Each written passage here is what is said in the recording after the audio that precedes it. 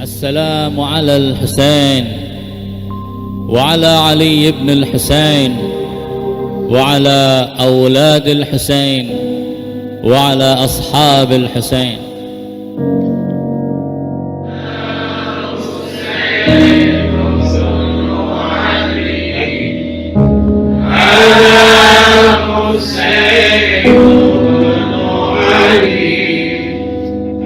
Tapi Zainab harus melihat abangnya dipenggal keponakannya, orang-orang yang dia cintai termasuk Abdul Fadl Abbas, tapi dia harus tegar. Dan apa yang diucapkan Zainab? Allahumma taqabbal al-qalil. Ya Allah, terima pengorbanan yang kecil.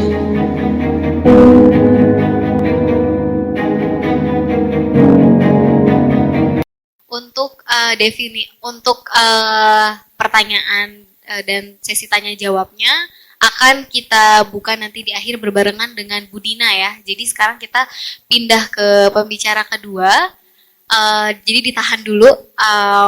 Kalau misalkan ada yang mau nanya boleh ditulis dulu biar nggak lupa.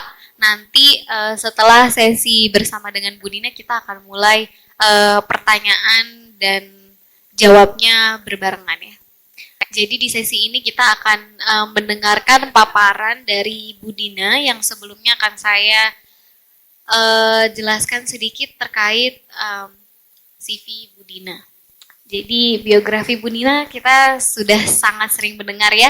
Nama lengkapnya Dr. Dina Yulianti Sulaiman MSI.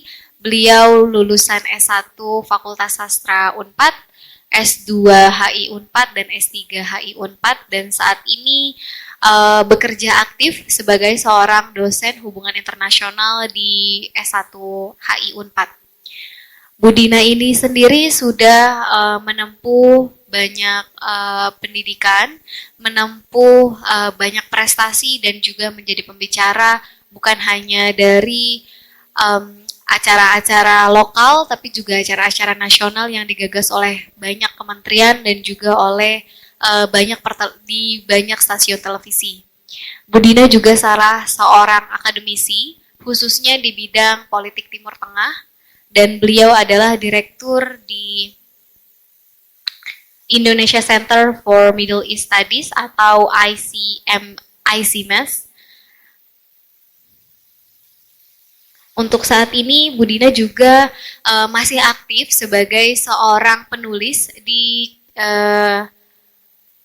blog dan di website Bu Dina, yaitu di kajiantimurtengah.com, dan juga suka banyak kita dengar di blognya yang namanya Bunda Kirana. Nah, untuk lebih lanjutnya kita akan masuk ke sesi tentang pemudi dan media sosial. Jadi bagaimana media sosial itu mampu memframing kita dan mampu memberikan nilai-nilai yang selama ini suka dibuat oleh media sehingga kita meyakini hal itu gitu. Untuk lebih lanjutnya kepada Bu Dina kami persilahkan. Ya, bismillahirrahmanirrahim. Assalamualaikum warahmatullahi wabarakatuh. Senang sekali bisa ketemu dengan adik-adik sekalian. Saya berdiri supaya bisa lihat ini ya. Tadi di video tadi sudah jelas ya terlihat alur logikanya kenapa hari ini ada sebagian kalangan bukan hanya pemuda dan pemudi Ahlul Bait yang teralienasi, maksudnya dikucilkan atau dianggap sesat, tapi juga banyak kelompok minoritas lainnya. Ya, misalnya umat Nasrani dan umat kaum Tionghoa juga merasakan hal yang sama sejak beberapa tahun terakhir. Itu semua imbas dari tadi itu narasi kelompok ekstremis tadi. Jadi siapa saja yang bukan kelompok mereka itu dianggap kafir dan kemudian disingkirkan. Kadang-kadang di Indonesia itu masih belum terlalu keras bentuknya, hanya verbal saja. Misalnya kalau di sekolah-sekolah misalnya tidak diajak main atau diejek. Tapi ini kalau dibiarkan bisa jadi perang seperti di Suriah. Nah, sekarang mengingat bahwa narasi atau kata-kata atau propaganda kelompok-kelompok ekstrim itu lebih banyak digunakan atau disebarluaskan lewat media sosial, artinya kalau kita ingin melawan atau melakukan kontra narasi, itu berarti harus lewat media sosial juga, gitu ya. Kita tahu Indonesia ini adalah negara yang penduduknya sangat banyak, lebih dari 250 juta, dan Indonesia ini adalah negara dengan pengguna Facebook terbanyak keempat di dunia. Ada sekitar 130 juta pengguna Facebook di Indonesia. Dan menurut survei dari sebuah pusat studi di Surakarta, itu 60% dari pengguna Facebook ini merupakan produsen dari narasi radikal.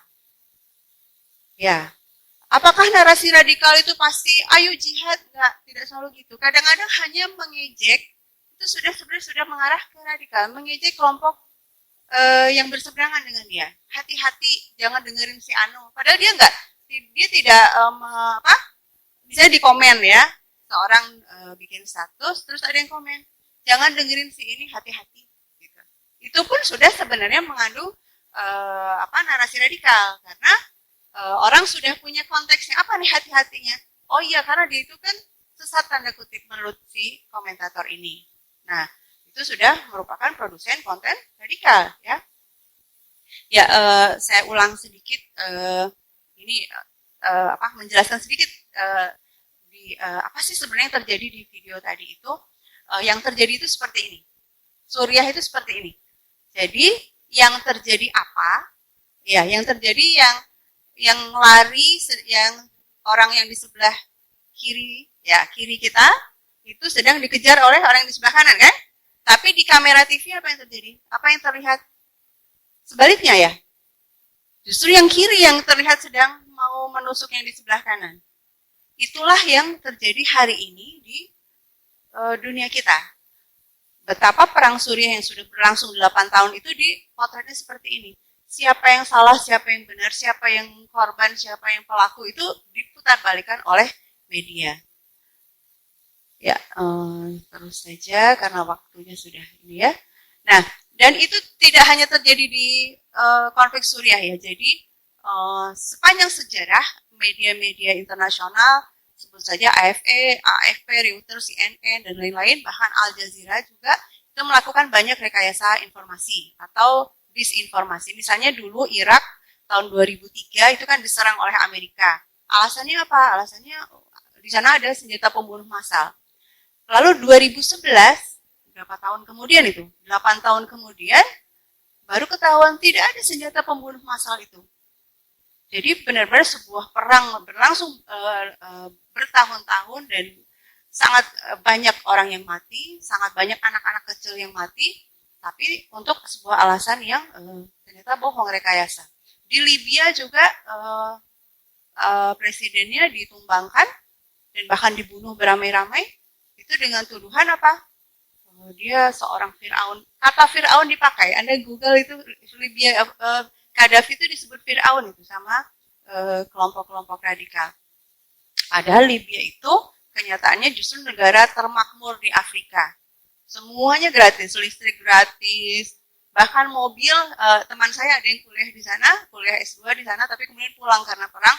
Bahkan mobil kalau mau ganti tinggal anterin mobilnya ganti dapat yang baru gitu ya. Jadi sedemikian makmurnya di sana, tapi disebut sebagai pemimpin tiran oleh berbagai media, termasuk media Barat, untuk melegalkan atau menjustifikasi perang penggulingan rezim. Begitu juga di Suriah. Yang dituduhkan adalah, dan ini sangat berdampak ke Indonesia hari ini, itu perang Suriah memang. Karena tuduhannya itu sangat sangat masuk ke sanubari orang-orang Indonesia. Ya, karena Indonesia mayoritas adalah penganut Ahlus Sunnah, gitu kan. Nah, tuduhan yang disebarluaskan oleh media Barat, media Islam radikal, termasuk orang-orang biasa yang terradikalisasi atau orang-orang biasa yang tidak tahu apa-apa asal share adalah di Suriah terjadi pembantaian yang dilakukan oleh rezim Syiah terhadap warganya yang Sunni. Padahal sebenarnya pemerintahan Bashar Asyad itu bukan pemerintahan Syiah. Kebetulan saja presidennya memang kabarnya bermazhab Alawi, tapi menteri-menterinya itu beragam, ada yang Sunni, malah lebih banyak yang Sunni, kemudian ada yang Kristen, gitu ya. Nah, jadi perang hari ini adalah perang propaganda lewat media sosial.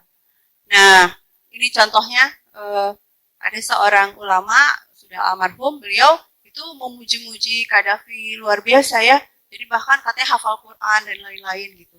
Tapi begitu Amerika ingin membombardir Libya, langsung kelompok-kelompok yang sama menyatakan bahwa Qaddafi adalah Firaun. Ini perang Suriah, contohnya apa? Contoh pemalsuan informasinya.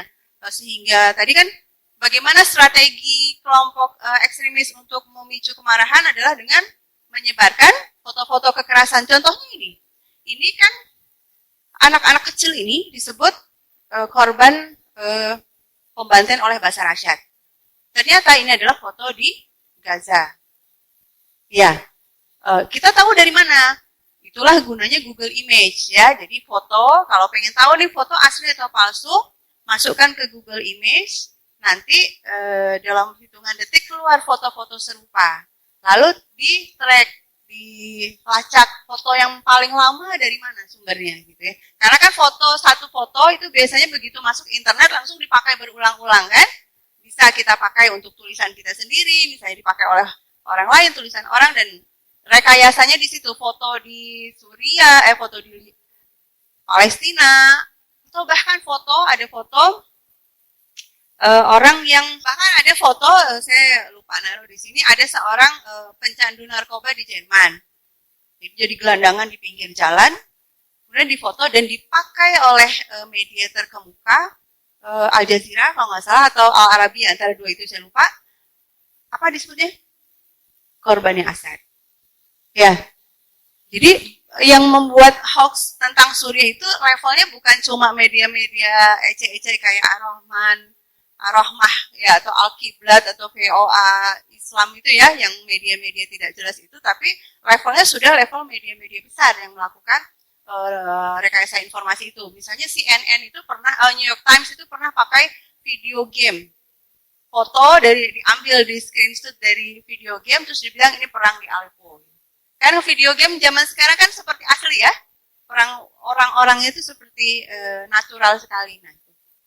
Nah, kemudian orang-orang ekstremis itu sangat aktif menggunakan media sosial. Tadi saya juga sudah cerita 60% kalau di Indonesia ya, 60% pengguna Facebook di Indonesia menurut sebuah survei ternyata produsen konten radikal.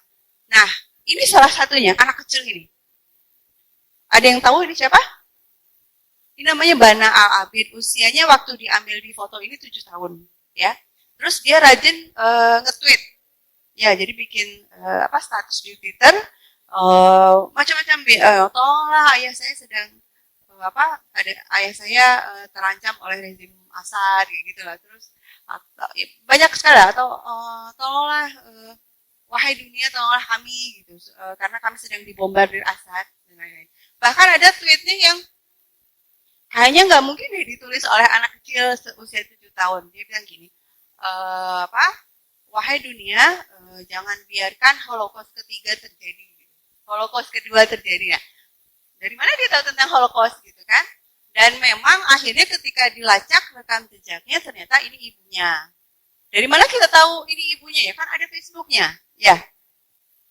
Jadi para aktivis Facebook ini akhirnya melacak ya. Jadi ini kita melakukan pelacakan nih. Mana ini siapa nih? Akhirnya dicari, oh ini ibunya gitu kan. Berarti ibunya apa? Terlihat dari gambar ini. Ya anggota kelompok radikal gitu kan. Ya, kalau saya lebih suka menyebutnya teroris, karena apa?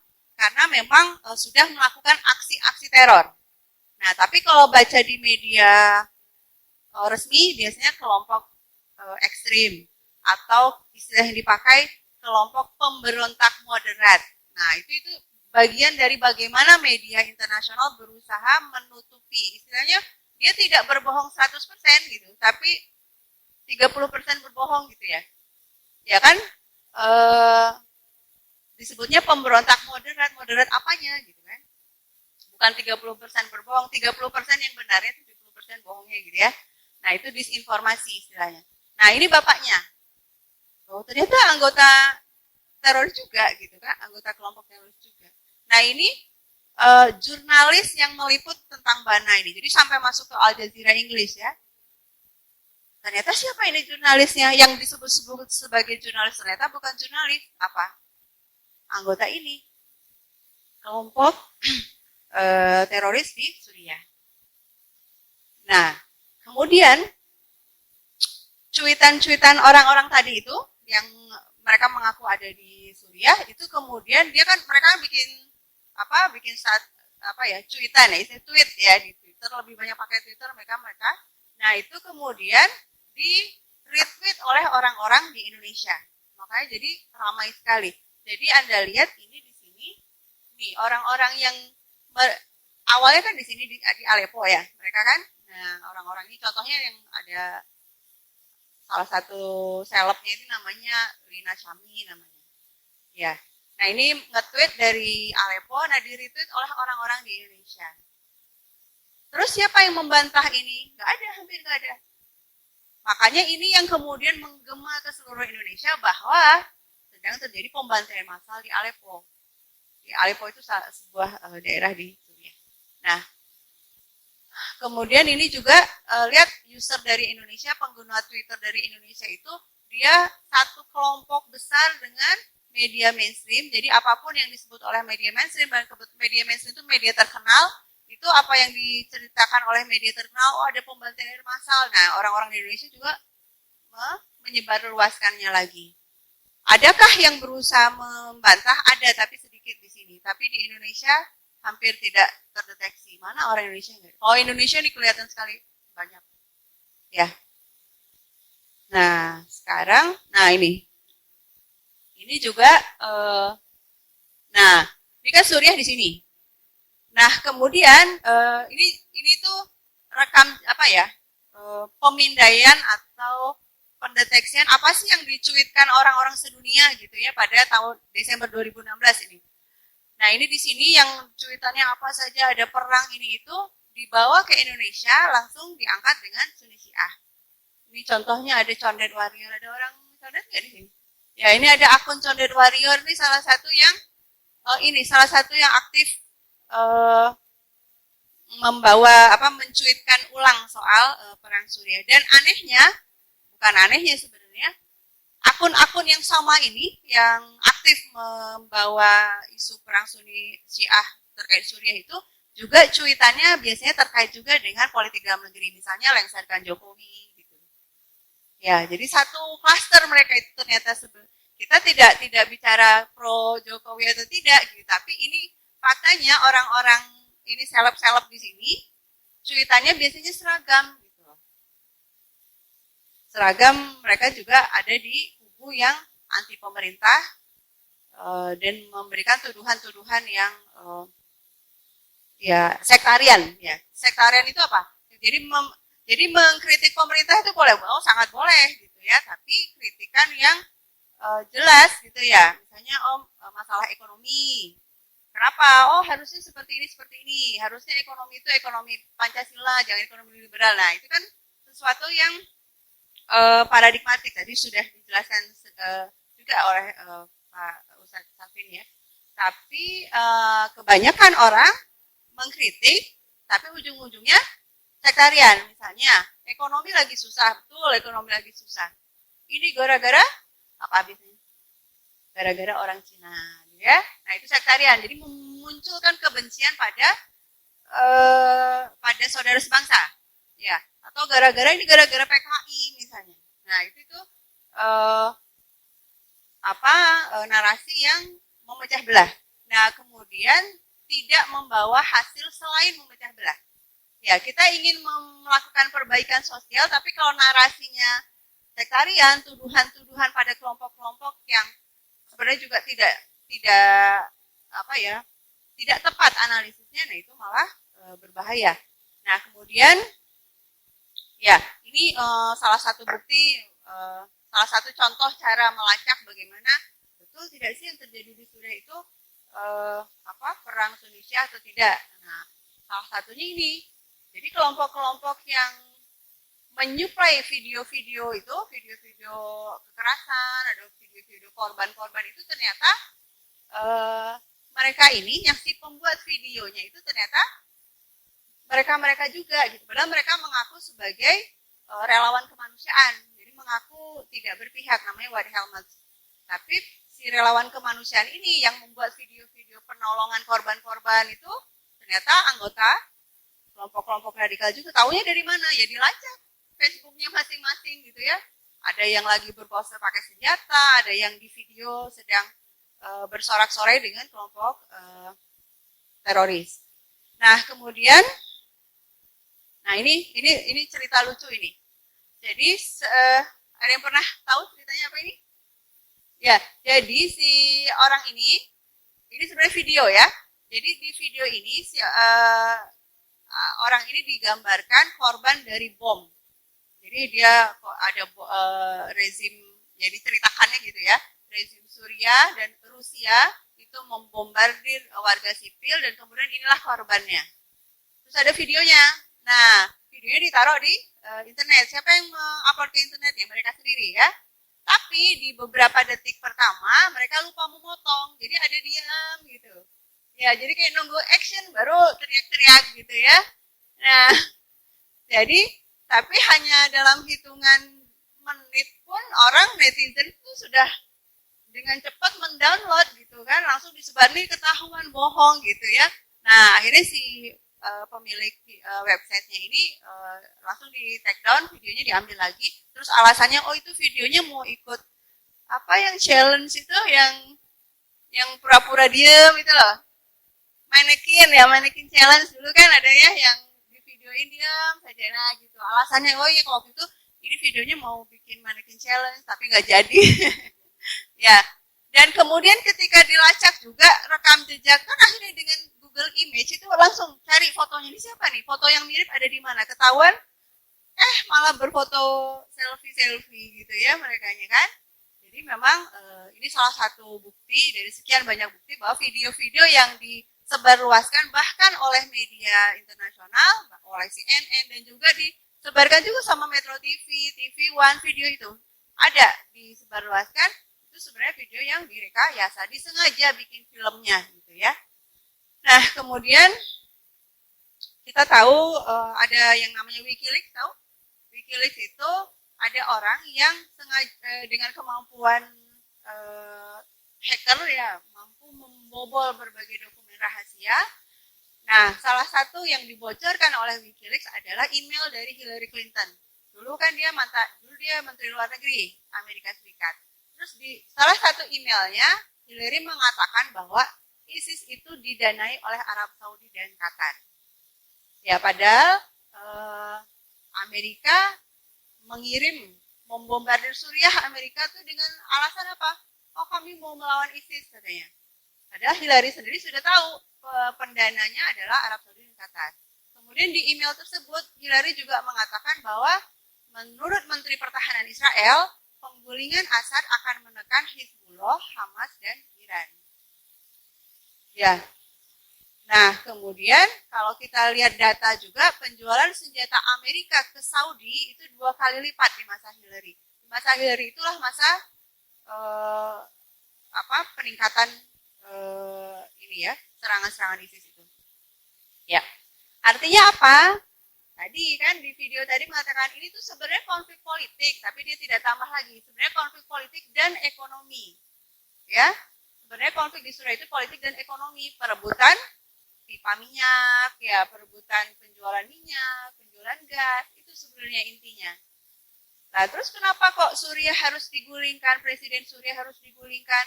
Karena Presiden Suriah lebih memilih bekerja sama dengan Iran dan Rusia untuk membangun pipa minyak yang dari sini nih, yang merah nih. Ya, Bashar Asadnya milih yang ini. Sementara Amerika dan sekutunya punya proyek lain. Dari Qatar, masuk ke Arab, masuk ke Irak, masuk ke Suriah, lalu ke Turki dan Eropa. Kalau pipa minyak dan gas ini berhasil, yang kaya raya siapa? Yang ini, yang biru. Yang kaya raya siapa kalau pipa minyak ini jadi? Amerika, Turki, ya Eropa juga diuntungkan tentu saja, Saudi dan Qatar. Tapi kalau pipa minyak dan gas yang ini siapa yang diuntungkan? Iran, ya, Irak juga dan tentu saja Suriah. Bashar Assad sebagai, jadi dua pipa minyak ini akan harus lewat Suriah kan? Bashar Assadnya lebih memilih pipa jalur yang merah ini. Tidak lama ini, sekitar beberapa minggu setelah ini ditandatangani, proyek ini ditandatangani, langsung ada aksi-aksi demo. Ya, jadi awalnya di Suriah itu demo-demo dulu kayak kita kemarin-kemarin itu ya, demo-demo gitu. Terus ada yang tiba-tiba melempar sesuatu, lalu dibalas sama polisi. Lalu di media internasional apa yang diberitakan? Rezim Assad membantai demonstran damai. Nah, itu yang terus sampai akhirnya masuklah kelompok-kelompok jihad melakukan serangan-serangan. Nah, dampaknya di Indonesia apa? Ini tahun 2014 dideklarasikan Aliansi Nasional Anti BDA. Jadi ini dampak dari perang yang tadi itu. Jadi yang terjadi di Indonesia itu adalah sesuatu dampak langsung dari perang Suriah. Jadi kalau ingin melakukan kontra narasi di medsos terkait ini, mau tidak mau harus paham apa sih yang terjadi di Suriah. Itu garis besar yang tadi itu. Jadi bukan perang agama, tapi perang politik dan ekonomi, ya. Nah, kemudian kita tahu setelah ini berdiri, terjadilah persekusi di berbagai tempat ya, majelis majelis Asyura itu banyak dihalang-halangi gitu ya. Terus, nah sekarang gini, sekarang kita mau melakukan kontra narasinya bagaimana? Kita mau nulis status di Facebooknya bagaimana nih, gitu kan? Itu juga perlu strategi. Kenapa? Kalau asal nulis, malah jadi bumerang. Apalagi kalau nggak tahu gitu ya. Sebenarnya nggak tahu tapi sok tahu aja. Nah itu lebih baik diam atau share saja dari orang-orang yang dipercaya gitu ya. Tapi kalau ingin terjun ke dalamnya, pertama yang perlu dipahami adalah orang-orang yang memproduksi konten radikal yang atau yang nge-share itu biasanya itu sebenarnya orang-orang yang punya giroh Islam. Ya, dia ingin Islam ini menjadi apa? Menjadi aturan bersama gitu ya. Karena misalnya nih, kalau aturan yang misalnya gini, aturan-aturan atau perilaku-perilaku yang buruk itu kan tidak boleh dalam Islam ya. Misalnya seks bebas, kan nggak boleh kan? Atau misalnya mabuk-mabukan secara bebas, tidak boleh kan? Tapi itu pun juga sebenarnya tidak boleh juga menurut agama-agama yang lain kan? Artinya masyarakat yang nyaman, yang tentram itu adalah impian semua orang. Paham ya? Jadi kita juga harus memahami, oh berarti mereka menginginkan tatanan dunia yang damai, adil, berdasarkan Islam. Kita pahami itu. Karena itu juga sebenarnya ketika Islam menjadi hukum-hukum Islam yang universal itu diterapkan di seluruh dunia, itu kan sebuah kebaikan. Ya, gitu. Kemudian orang-orang yang ingin berjihad ini atau yang memproduksi konten ekstrim itu awalnya biasanya didorong oleh rasa protes pada ketidakadilan. Nah, kalau kita lihat ada kezaliman di depan mata, terus kita merasa marah, itu wajar tidak? Wajar, kita juga harus begitu kan? Nah, mereka juga seperti itu sebenarnya awalnya. Ya, jadi tadi juga di video disebutkan mereka melihat foto-foto. Loh ini fotonya saudara kita di Suriah dibantai ya, pasti marah gitu. Sama seperti misalnya kita juga misalnya lihat saudara kita di Gaza dibantai oleh Israel, kita juga harus marah gitu kan. Seorang muslim harus marah ketika melihat ketidakadilan. Cuma problemnya infonya betul atau salah, di situ yang jadi problem. Ya, artinya kita tetap memahami bahwa mereka itu sebenarnya ingin mencari keadilan, tapi problemnya salah di informasi. Berarti yang kita lakukan jangan menyerang langsung orangnya. Jadi ini saran dari seorang ahli pakar hypnowriting. Hypnowriting itu adalah bagaimana menulis yang berkesan buat orang. Ya, jadi kita sering nulis tapi orang kok nggak peduli ya gitu ya. Udah nulis capek-capek kok dicuekin sama orang gitu. Jadi sebenarnya ada tekniknya bagaimana kita menulis yang orang juga merasa terkoneksi dan kemudian menyetujui ide-ide kita gitu ya. Salah satunya teknik hypnowriting. Nah, beliau mengatakan kalau ingin melakukan kontra narasi, ingin melawan orang-orang yang radikal, yang ekstrem itu, jangan melakukan caci maki, jangan melakukan, apalagi contohnya apa yang sekarang terkenal istilahnya kadal gurun ya, ada nggak ya? Kadrun ya. Ya, itu justru membuat mereka bukannya sadar tapi malah semakin menutup diri tuh. Kan emang musuh-musuh Islam itu memang menghina kita. Ya. Ya, jadi jangan gunakan istilah-istilah yang menyerang karena di satu sisi kan di satu titik mereka ada benarnya juga dari sisi mereka ingin melakukan sesuatu melawan kezaliman. Masalahnya yang zalim siapa itu salah gitu kan, salah info ya. Nah ini teori dari psikologi Bu Ayu lebih tahu sebenarnya ini mungkin ya. Jadi ada seorang pakar psikolog namanya Mukadam, yaitu merumus atau mengidentifikasi ada 6 tangga menuju terorisme. Yang pertama memandang ada ketidakadilan yang tadi saya sebutkan. Dan ini wajar kan?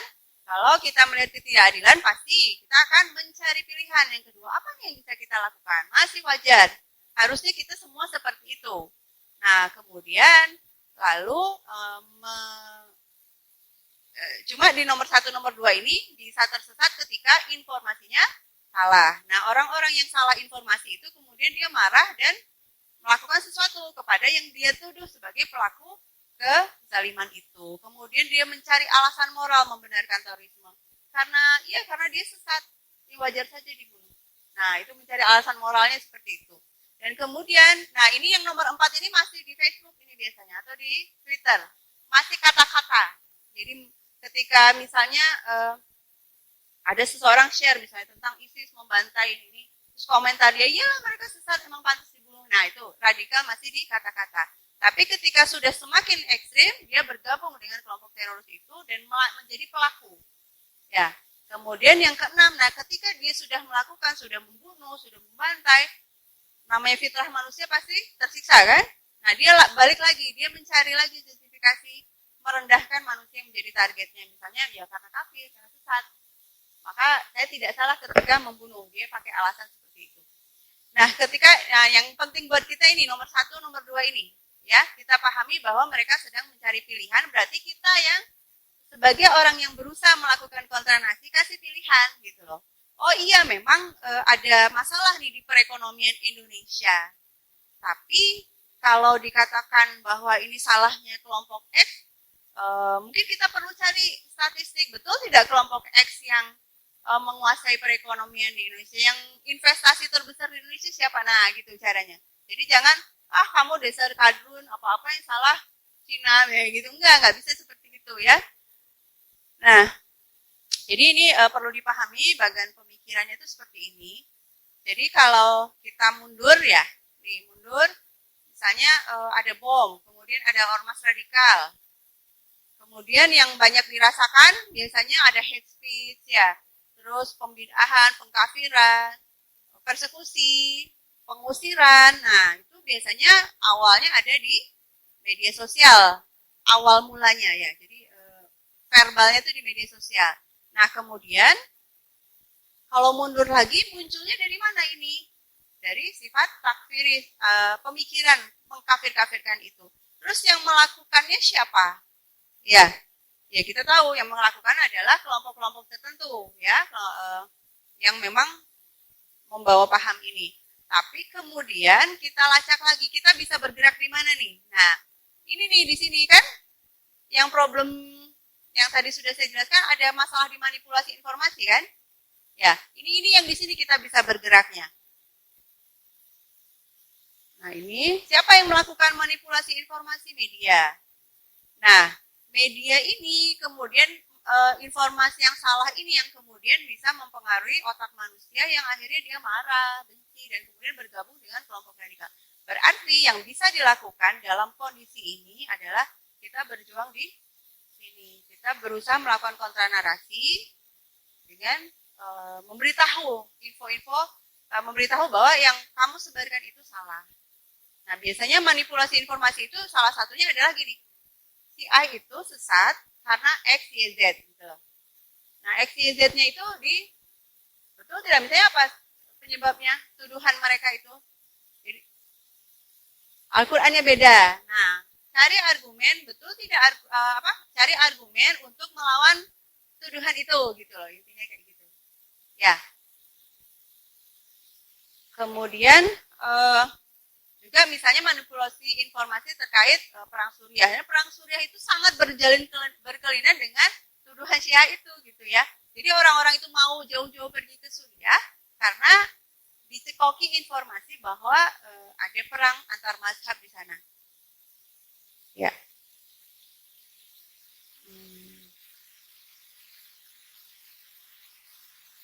Nah, jadi terus sekarang kita lihat lagi apa sih tujuan impor konflik Timur Tengah ke Indonesia. Tadi sudah disebut di film rekrutmen jihadis. Tapi ada lagi satu lagi, mobilisasi dana. Jadi dalam beberapa hari saja orang Indonesia itu bisa loh terkumpul sampai belasan miliar untuk Suriah. Ya, cerita saja ada sebuah lembaga kemanusiaan terkenal lah di Indonesia. Kalau suka baca Facebook saya pasti tahu siapa. Nah itu dalam 10 hari itu bisa sampai 11 M dia. Dia bilang ada pembantaian di mana gitu loh. Itu baru satu kota ya, Jadi mereka tidak sebut Suriah saja enggak, tapi Guta, Idlib, Aleppo, nah gitu disebut. Tiap kota nanti ada proyek penggalangan dana khususnya gitu kan. Nah, kemudian yang ketiga ini juga tidak disebut di film tadi. Apa sih tujuan semua itu? Ketika Indonesia akhirnya seperti sekarang saling berkonflik, demo tidak berkesudahan, pemerintahan diganggu terus. Kira-kira siapa ya yang mengambil keuntungan dari semua ini? Pasti ada kan? Ya kalau kita lihat tadi di Suriah, siapa tadi yang mengambil keuntungan besarnya? Atau siapa yang berusaha mengambil keuntungan adalah orang-orang yang punya proyek pipa minyak tadi kan, pipa gas dan pipa minyak. Di Indonesia juga nggak jauh-jauh. Karena Indonesia juga negeri yang sangat kaya sumber daya alam. Ya, ini yang saya jelaskan ini adalah logika-logika yang bisa dijelaskan ulang nanti ya ketika berjuang di Facebook ya atau di IG. Nah, cuma ini ada ada tipsnya atau ada hal-hal yang perlu diperhatikan. Yang pertama, ini, jadi tidak asal nulis saja gitu ya, tapi perhatikan bahwa menurut penelitian upaya kontra narasi itu akan efektif bila menggunakan pendekatan jaringan. Artinya bersama-sama. Ya, akan lebih efektif. Kalau sendiri-sendiri itu bukannya tidak ada manfaatnya, ada manfaatnya, tapi lebih baik kalau bersama-sama. Nah, bersama-sama itu bisa misalnya kayak teknik orang menaikkan tagar, pokoknya jam 8 kita naikkan ini ya, gitu, tagar ini ya. Nah, itu langsung naik isunya, dari orang-orang langsung ada apa ini, gitu. Ya, atau kemudian pasang iklan. Jadi misalnya Facebook itu memang sengaja membatasi pergerakan tulisan kita kalau kita tidak pasang iklan. Nah, artinya kan butuh biaya. Nah, berarti berjejaring sama-sama kita angkat isu ini. Nah, pasang iklan, bayar, nggak harus mahal gitu kan. Nah, itu langsung penyebarannya lebih luas. Nah, itu berjejaring ya. Kemudian yang kedua yang perlu dipelajari adalah teknik olah pesan interpersonal yang interaktif. Jadi gimana cara nulis yang menarik, nah itu perlu dipelajari. Tapi tidak bisa hari ini langsung semuanya ya materinya ya. Jadi gimana sih nulis status yang orang mau dengerin gitu, orang mau nge-share gitu. Itu sesuatu yang ada ilmunya juga gitu ya. Nah kemudian yang ketiga, pesan kontra ekstremis atau pesan kontra narasi terhadap orang-orang radikal itu sering diterima dengan lebih baik ketika berhubungan dengan keprihatinan dan prioritas masyarakat yang lebih luas. daripada berfokus secara eksklusif pada terorisme. Ya, makanya tadi jangan memaki-maki, nggak ada gunanya gitu loh kalau mau memaki-maki itu gitu kan. Mereka nggak akan terima gitu. Mungkin status kita akan di like banyak orang, tapi yang nge-like kelompok sendiri gitu. Apa gunanya gitu kan? Tapi antarkan dengan hal-hal yang berhubungan dengan keprihatinan dan prioritas masyarakat. Misalnya masyarakat sekarang lagi prihatin, iya ekonomi susah gitu. Oh iya betul ekonomi susah.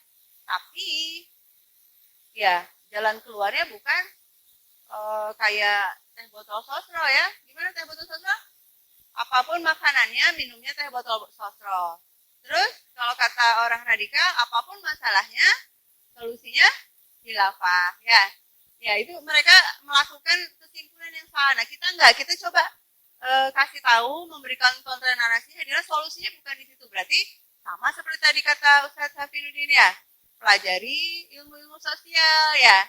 Gimana nih sebenarnya solusi? Kalau nggak bisa Bu, nggak sesuai minat saya itu Bu, nggak apa-apa. Kontra narasi bisa dilakukan di banyak isu gitu ya. Jadi misalnya nih contohnya ada orang yang lebih suka masak, lebih suka posting masakan gitu. Nah penggemarnya pasti banyak kan?